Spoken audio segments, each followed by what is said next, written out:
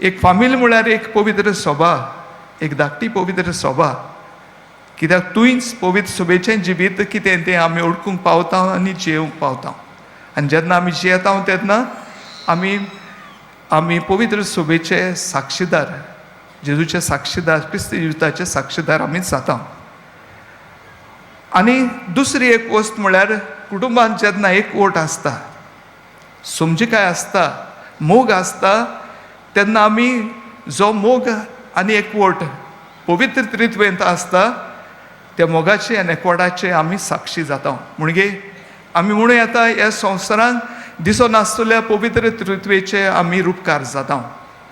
आनी भाशेन कुटुंबा उदेशी आमी देवाचो रूपकार ह्या संवसारांत आमी जाता.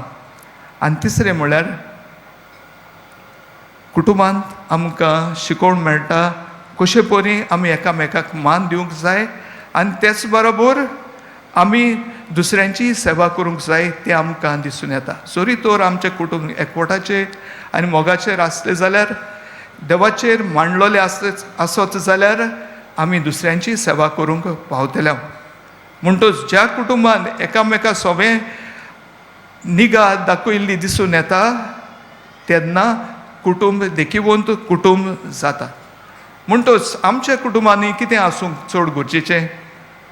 आमच्या कुटुंबांनी मोग पयले सुवातेर, एकचार, एकामेकाची सेवा करप, दुसऱ्यांक आदार दिवप, हें तरी आसत जाल्यार आमी म्हणूं येता आमी बरीं तत्वां ह्या संवसारांत फांकारता.